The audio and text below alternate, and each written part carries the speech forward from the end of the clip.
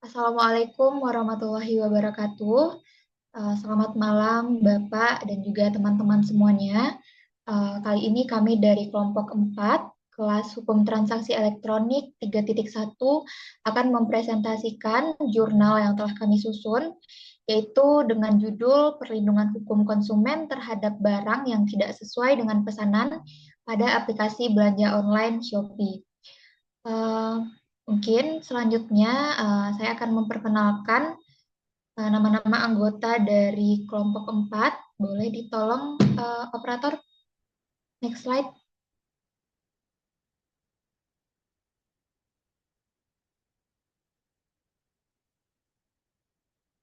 Boleh tolong next slide. Oke, terima kasih untuk eh, nama-nama anggota kelompok 4. Itu teman-teman dan juga Bapak boleh bisa melihat di layar. Ada 7 anggota kelompok, yaitu Atira Putri Khairunisa, saya sendiri Natasha Giandara Fauzi, ada Ashifa Gustiazen, Arif Mulyana Rizky, Dita Aulia, Habil Zaki, dan juga Priscilla Selomita. Yang selanjutnya kami akan memaparkan masing-masing pembagian dari submateri yang ada pada pembahasan yang kami bahas di dalam jurnal yang telah kami selesaikan. Selanjutnya itu adalah kami akan memaparkan terkait dengan latar belakang uh, penulisan dari jurnal ini yang mungkin nanti akan dipaparkan oleh saudara Atira. Kepada Atira dipersilahkan. Baik, terima kasih moderator. Sebelumnya, perkenalkan Pak, nama saya Atira Putri Khairunisa. Saya akan menjelaskan mengenai poin-poin dari latar belakang yang akan dibahas dalam jurnal kami. Yaitu ada 5, yaitu yang pertama terkait dengan peningkatan penggunaan platform e-commerce Shopee, di mana di sini kami membawa data dari Shopee, di mana bisa dilihat pada Maret 2025, Shopee itu mencatat ada setidak 160,1 juta kunjungan situs web, yang mana meningkat 5, kurang lebih 5% dibandingkan bulan Februari 2025. Kemudian Shopee juga mencatat bahwasannya adanya pesanan dengan nilai gross merchandise value sebesar 28,6 miliar US dollar yang meningkat pada tahun tersebut. Kemudian di poin kedua, kami membahas mengenai permasalahan barang yang tidak sesuai pesanan dalam ketimpangan perlindungan konsumen, di mana poin ini menjadi poin utama dari pembahasan kami, di mana kami membahas barang yang tidak sesuai. Hal ini kami ambil dari data Yayasan Lembaga Konsumen Indonesia, di mana terdapat setidaknya 642 aduan yang berkaitan dengan belanja online, yang mana sekitar 86% dari aduan tersebut itu berbasis e-commerce, yaitu Shopee dan Lazada. Ada poin-poin yang ketiga kami terkait dengan sosial di masyarakat itu sendiri, di mana kami melihat adanya rendah kesadaran masyarakat konsumen terhadap hak-haknya dalam transaksi elektronik, di mana kebanyakan masyarakat itu belum paham bagaimana hak-hak mereka dalam sebagai konsumen, sehingga mereka tidak bisa menuntut ganti kerugian dari hak-hak tersebut. Hal ini kami ambil dari Undang-Undang Perlindungan Konsumen, di mana itu tepatnya di pasal 4 dan pasal 19 Undang-Undang Perlindungan Konsumen terkait dengan hak atas ganti rugi dari konsumen. Terus poin yang keempat, kami itu kemudian membahas terkait dengan kelemahan regulasi hukum yang memberikan perlindungan konsumen secara maksimal, di mana dalam pasal 4 huruf H tadi, sebagaimana dalam pasal 4 huruf H Undang-Undang Perlindungan Konsumen, sebagaimana yang telah saya sebutkan tadi, belum dibahas secara eksplisit bagaimana jenis barang yang bisa dikembalikan untuk mengganti kerugian dari konsumen tersebut. Kemudian di pasal 69-nya juga menyebutkan hak konsumen untuk bisa membatalkan transaksi apabila barang yang mereka terima tidak sesuai. Namun yang menjadi permasalahan di sini adalah implementasi yang belum sesuai dengan peraturan perundang-undangannya dan peraturannya yang belum mengatur secara eksplisit.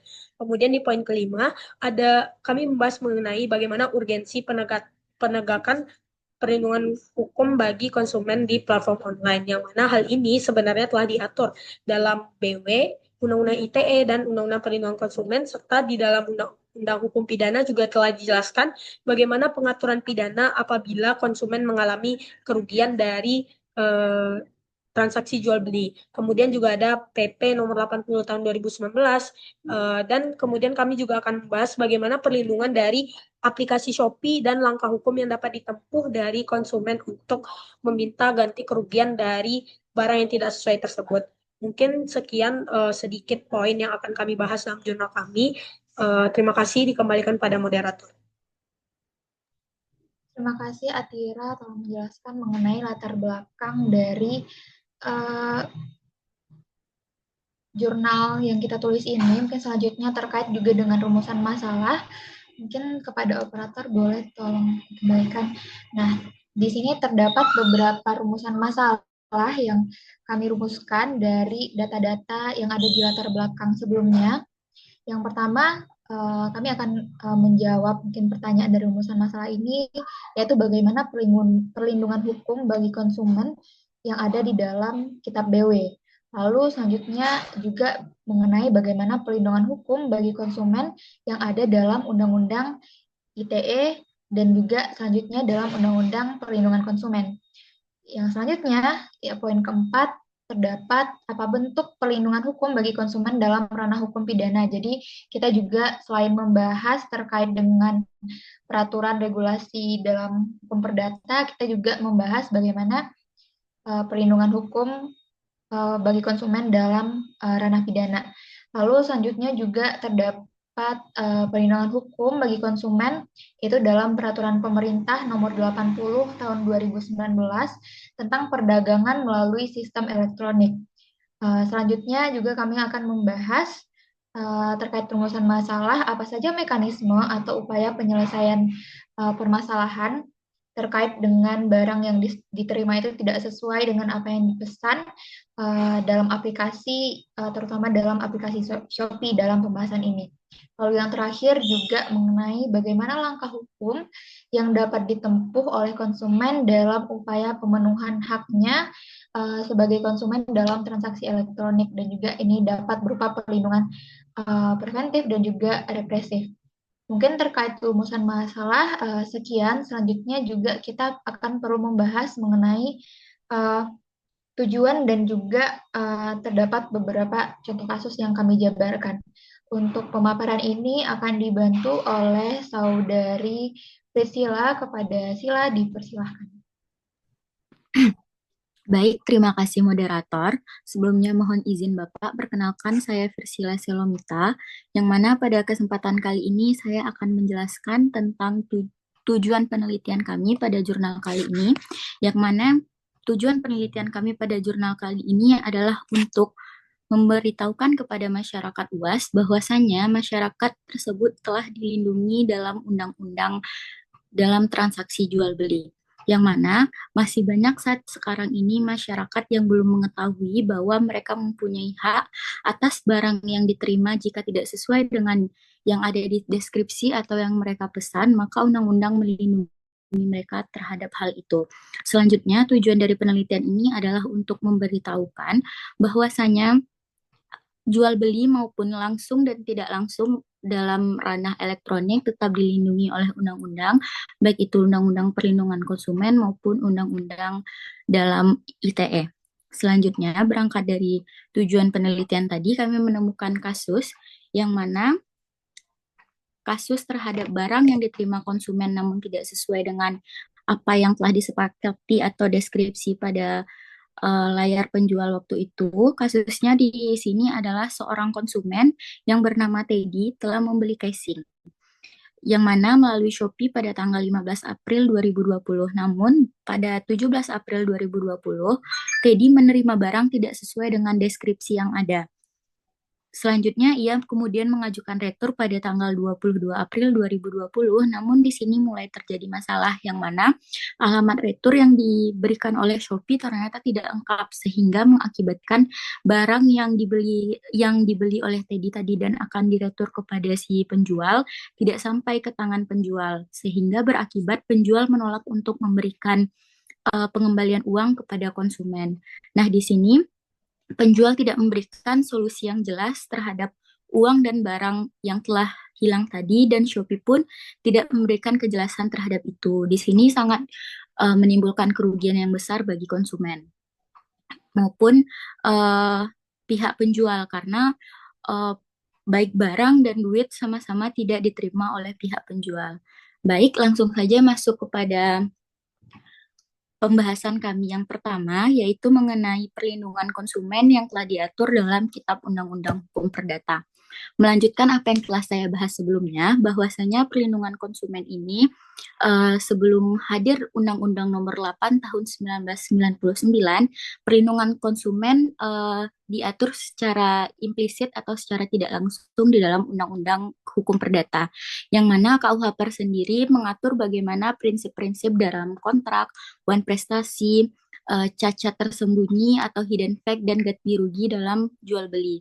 Hal inilah yang menjadi dasar dalam perlindungan konsumen di praktik jual beli. Selanjutnya, yang mana jual beli sendiri itu merupakan perjanjian yang diatur dalam Kitab Undang-Undang Hukum Perdata, yang mana dalam jual beli satu orang mengikatkan dirinya kepada orang lain untuk menyerahkan suatu benda dan pihak lain memberikan harga yang telah dijanjikan. Selanjutnya, dalam perjanjian jual beli ini timbul kewajiban dan hak antara penjual dan pembeli, yang mana selanjutnya dalam Kitab Undang-Undang Hukum Perdata dapat kita lihat pada pasal 1320 KUH PAR tentang syarat sah suatu perjanjian ada 4. Yang pertama yaitu kesepakatan antara para pihak, kecakapan dalam membuat perjanjian, suatu hal tertentu, dan suatu sebab yang halal.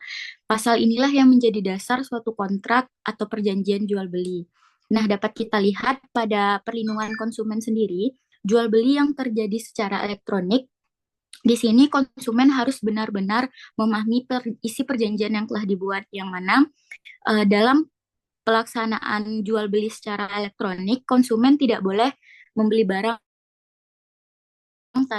dengan adanya paksaan dari pihak luar, dan konsumen harus membeli barang yang telah diakui secara hukum, sehingga jika terjadi kerugian bagi konsumen, maka barang tersebut dapat diajukan pengembalian sesuai dengan ketentuan yang ada. Selanjutnya dalam Kitab Undang-Undang Hukum Perdata, pasal yang mengatur tentang perlindungan konsumen adalah pasal 1243 KUH PAR, yang mana hal ini mengatur tentang wan prestasi, sama halnya dengan barang yang diterima konsumen tidak sesuai dengan apa yang telah dilihat pada deskripsi, dapat kita artikan di sini sebagai wan prestasi, yang mana prestasi dari konsumen tidak terwujud sesuai dengan apa yang telah diharapkan. Di sini dalam pasal 1243 KUH PAR ada terdapat 3 unsur dari wan prestasi. Yang pertama ada perjanjian, yang kedua ada pihak yang ingkar janji, dan yang ketiga ada pihak yang telah dinyatakan lalai namun tetap tidak melaksanakan isi perjanjian. Saat penjual tidak dapat memenuhi apa yang telah diperjanjikan kepada konsumen, maka konsumen yang bersangkutan dapat menuntut ganti kerugian atas itu. Dan yang mana hal tersebut juga diatur dalam Kitab Undang-Undang Hukum Perdata, yang mana diatur di pasal 1365 KUH PAR, yang mana bunyi pasalnya adalah tiap perbuatan yang melanggar hukum yang membawa kerugian pada orang lain mewajibkan orang lain yang karena salahnya menerbitkan kerugian itu mengganti kerugian tersebut. Di sini Kitab Undang-Undang Hukum Perdata telah mengakomodir bagaimana pemberian ganti rugi kepada konsumen yang menerima barang tidak sesuai dengan apa yang telah diperjanjikan. Selanjutnya pasal terakhir yang sekiranya bersangkutan dengan jurnal kami kali ini adalah pasal 1504 KUH PAR, yang mana disebutkan bahwa si penjual bertanggung jawab atas semua cacat barang yang tersembunyi yang membuat barang itu tidak dapat dipakai untuk kegunaan yang diperuntukkan atau yang mengurangi kegunaan itu sedemikian rupa. Sehingga jika si pembeli mengetahuinya, dia tidak akan membeli barang itu atau hanya membeli dengan harga murah. Pasal ini menjelaskan bahwa bagi konsumen yang membeli barang tetapi barang yang diterimanya ternyata rusak ataupun cacat tersembunyi, maka konsumen itu berhak untuk membatalkan pembelian, menuntut pengurangan harga maupun ganti rugi atas kerugian yang telah ditimbulkan. Oleh sebab itu, sebelum adanya undang-undang yang mengatur tentang perlindungan konsumen secara eksplisit, Kitab Undang-Undang Hukum Perdata telah memberikan dasar-dasar bagaimana perlindungan konsumen dalam kegiatan jual beli, baik secara langsung maupun secara online. Baik, sekian dari saya, dikembalikan kepada moderator.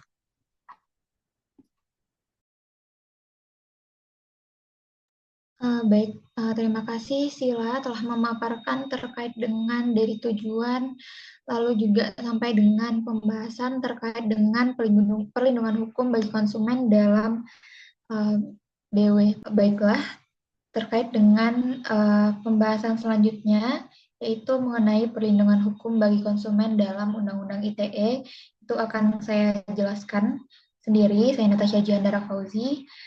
Eh, jadi di dalam Undang-Undang ITE itu juga sudah dijelaskan secara eksplisit pada pasal 4. Pasal tersebut mewajibkan bahwa pelaku usaha itu wajib untuk menyediakan informasi yang benar, jelas, jujur, dan mengenai syarat dan ketentuan dari kontrak elektronik. Nah, kontrak elektronik ini juga sudah memiliki kekuatan mengikat sebagaimana kontrak konvensional jika memenuhi syarat sah perjanjian yang terdapat dalam pasal 1320 KUH Perdata. Nah, sehingga secara sah kontrak elektronik itu juga dapat digunakan sebagai alat bukti apabila terjadi wan prestasi ataupun PMH. Nah, di dalam Undang-Undang ITE itu sendiri diatur mengenai pembahasan yang kita bahas dalam jurnal ini, itu dalam pasal 28 ayat 1 yang berbunyi bahwa larangan penyebaran berita bohong dan juga informasi yang menyesatkan yang dapat merugikan konsumen dalam transaksi elektronik itu juga diancam langsung dengan pidana dalam undang-undang tersebut, yaitu pada pasal 45 ayat 1. Mungkin untuk terkait dengan Undang-Undang ITE, sekian, karena di dalam Undang-Undang ITE itu sudah dijelaskan juga terkait dengan pengaturan bahwa pelaku usaha harus memberikan informasi yang benar, jelas, dan jujur, dan juga dalam pasal 28 juga diberikan pernyataan terkait juga dengan larangan penyebaran berita bohong, dan juga langsung diberikan terkait dengan ancaman pidana terkait pelanggaran dari pasal 28 ayat 1 ini pada pasal 45 ayat 1. Mungkin selanjutnya materi mengenai perlindungan hukum bagi konsumen dalam Undang-Undang Perlindungan Konsumen akan dibahas dan dipaparkan oleh Atira. Kepada Atira, disilakan. Baik, terima kasih moderator. Sebelumnya izin Pak, perkenalkan saya Atira Putri Kairunisa. Saya akan melanjutkan materi mengenai perlindungan hukum bagi konsumen yang dilihat dari Undang-Undang Perlindungan Konsumen, yaitu Undang-Undang Nomor 8 Tahun 1999. Di mana adapun tujuan adanya undang-undang ini, tujuan adanya perlindungan di undang-undang ini, yaitu untuk melindungi hak konsumen, serta untuk mencegah praktik merugikan konsumen dalam transaksi termasuk belanja online di e-commerce misalnya Shopee, dan termasuk dalam pembahasan kami yaitu terkait dengan barang yang tidak sesuai yang diterima oleh konsumen juga dapat dilindungi oleh Undang-Undang Perlindungan Konsumen, di mana hal ini telah dilindungi terutama di dalam pasal 4 yang mengatur mengenai hak konsumen, dan di pasal 5-nya sebagaimana yang telah tersantum di PPT itu mengatur mengenai kewajiban konsumen, dan di pasal 7-nya mengenai kewajiban dari pelaku usaha itu terkait dengan kepada si konsumennya agar konsumen tidak mengalami kerugian sama sekali. Dan juga dari pasal 8-nya ada larangan dari pelaku usaha, di mana larangan terhadap pelaku usaha ini menjual barang yang tidak sesuai dengan label atau iklannya. Dan kemudian pelanggaran-pelanggaran yang terjadi dari Undang-Undang Perlindungan Konsumen ini diatur sanksinya dalam pasal 62, yakni sanksinya penjara maksimal 5 tahun atau denda maksimal 2 miliar. Mungkin sekian pembahasan singkat dari mengenai perlindungan konsumen dalam Undang-Undang Perlindungan Konsumen, dikembalikan pada moderator. Baik, terima kasih Atira atas pemaparannya. Selanjutnya mengenai pembahasan kita, yaitu perlindungan hukum bagi konsumen dalam ranah hukum pidana yang akan dipaparkan oleh Syifa. Kepada Syifa, disilakan. Baik, sebelumnya terima kasih kepada moderator. Sebelumnya izin Bapak, perkenalkan saya Syifa Gustiazan dengan NIM 2210112086, yang dimana di sini saya akan menjelaskan tentang perlindungan hukum bagi konsumen dalam ranah hukum pidana, yang dimana pada perkembangan saat ini, perkembangan e-commerce seperti Shopee, Tokopedia, dan sebagainya itu memudahkan transaksi bagi konsumen, namun juga meningkatkan kasus penipuan atau barang yang tidak sesuai pesanan. Di mana dalam konteks ini, hukum pidana itu berperan sebagai upaya terakhir atau ultimum remedium untuk melindungi konsumen yang menjadi korban. Nah, secara normatif, perlindungan hukum konsumen dalam ranah pidana ini sudah diatur dalam dua landasan hukum utama. Yang pertama itu dalam Kitab Undang-Undang Hukum Pidana pada pasal 378, yang dimana pada pasal ini itu mengkategorikan perbuatan curang sebagai penipuan. Misalnya, ketika pelaku memanipulasi informasi barang yang dijual yang pada akhirnya mendorong konsumen untuk mentransfer uang. Yang kedua itu ada dalam Undang-Undang Informasi dan Transaksi Elektronik sebagaimana yang telah dijelaskan di slide sebelumnya tentang Undang-Undang ITE, di mana dalam Undang-Undang ITE ini juga mengatur tentang sanksi pidananya. Nah, meskipun landasan hukumnya sudah ada, implementasinya masih menghadapi sejumlah tantangan, yang dimana dari sisi penegak hukum kerap menemui kendala seperti pelaku yang menggunakan identitas palsu, rekening penampung, serta sulitnya pembuktian melalui bukti elektronik. Dalam beberapa kasus, tanggung jawab juga bisa dikenakan pada platform digital dan jika terbukti lalai dalam mengawasi penjualan. Oleh karena itu, perlindungan hukum pidana yang efektif itu membutuhkan kesadaran hukum dari konsumen, ketegasan aparat penegak hukum, serta tanggung jawab dari penyedia platform itu sendiri. Mungkin sekian dari saya kembalikan pada moderator. Baik, terima kasih Syifa telah memaparkan materi terkait dengan perlindungan hukum dalam ranah hukum pidana. Selanjutnya untuk materi mengenai perlindungan hukum yang terdapat dalam Peraturan Pemerintah Nomor 80 Tahun 2019 yang akan dipaparkan oleh Habil. Kepada Habil dipersilahkan. Baik, terima kasih moderator. Sebelumnya perkenalkan nama saya Aga Zaki dengan NIM 22112071. Baik, kali ini saya akan menjelaskan tentang perlindungan konsumen dalam Peraturan Pemerintah Nomor 80 Tahun 2019. Pada dasarnya, Peraturan Pemerintah Nomor 80 Tahun 2019 tentang perdagangan melalui sistem elektronik ini menjadi landas hukum perdagangan elektronik, di mana dalam undang-undang ini disebutkan bahwa pelaku usaha wajib memberikan informasi yang benar, jelas, serta jujur. Selain itu, pelaku usaha wajib memberikan dan memenuhi tentang ketentuan periklanan sesuai dengan yang diatur oleh peraturan perundang-undangan.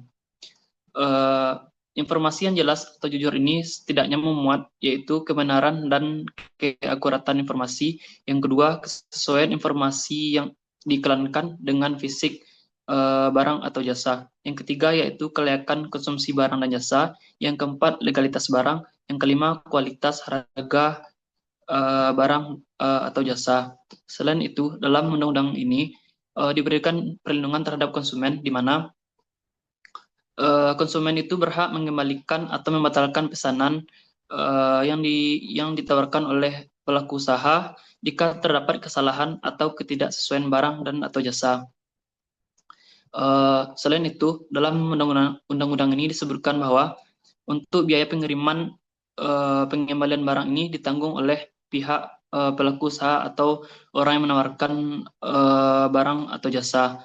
Namun dalam undang-undang ini disebutkan biaya pengiriman dapat berlaku juga bagi pihak konsumen jika terdapat kelalaian atau kesalahan dari pihak konsumen. Mungkin sekian, dikembalikan kepada moderator. Baik, terima kasih Habil untuk pemaparannya. Selanjutnya mengenai materi pembahasan mekanisme terkait dengan penyelesaian permasalahan yang ada dalam topik ini akan dibahas oleh Dita. Kepada Dita, disilakan. Baik, terima kasih moderator. Sebelumnya izin Bapak perkenalkan, nama saya Dita Aulia dengan NIM 2211113115. Di sini saya akan menjelaskan bagaimana mekanisme atau upaya penyelesaian yang dapat ditempuh apabila terjadi permasalahan barang yang tidak sesuai dengan apa yang dipesan oleh konsumen di dalam aplikasi Shopee. Nah, di dalam mekanisme ini, Shopee itu menyediakan sarana pengaduan bagi konsumen yang mengalami ketidaksesuaian produk, seperti barang cacat, rusak, dan berbeda dari apa yang dipesan, melalui fitur pengembalian barang dan pengajuan komplain dalam aplikasinya. Nah, hal ini juga terlihat dalam pemberian fasilitas aduan 24 jam melalui customer care Shopee di nomor 150072 atau melalui email ke cs@shopee.co.id, di mana pembeli itu dapat menyampaikan segala bentuk keluhannya melalui kontak yang tersedia dan dengan menunjukkan bukti-bukti yang valid seperti foto atau video. Nah, pengaduan ini juga akan diteruskan oleh Shopee kepada penjual untuk klarifikasi dan negosiasi penyelesaian. Nah, setelah pengaduan ini diteruskan, Shopee akan menyediakan platform mediasi apabila negosiasi tidak tercapai antara penjual dan pembeli. Kemudian hal ini harus sesuai dengan peraturan pemerintah nomor 80 tahun 2019 tentang perdagangan melalui sistem elektronik. Nah, kemudian akan dilakukanlah verifikasi oleh si penjual. Jika penjual tersebut menerima komplain yang diberikan oleh si customer atau pembelinya, maka pembeli dapat mengembalikan barang sesuai prosedur yang berlaku. Nah, pengembalian dana atau penggantian barang akan dilakukan oleh Shopee apabila prosedur tersebut telah dilakukan oleh si pembeli. Nah, kemudian apabila tahap-tahap di atas tidak tercapai, maka pihak Shopee itu mempunyai kewajiban untuk menyediakan jalur penyelesaian sengketa di luar pengadilan, seperti Badan Penyelesaian Sengketa Konsumen atau BPSK sebagai alternatif jika mediasi itu tidak tercapai kesepakatan antara penjual dan pembeli. Sekian materi yang dapat saya sampaikan, saya kembalikan kepada moderator.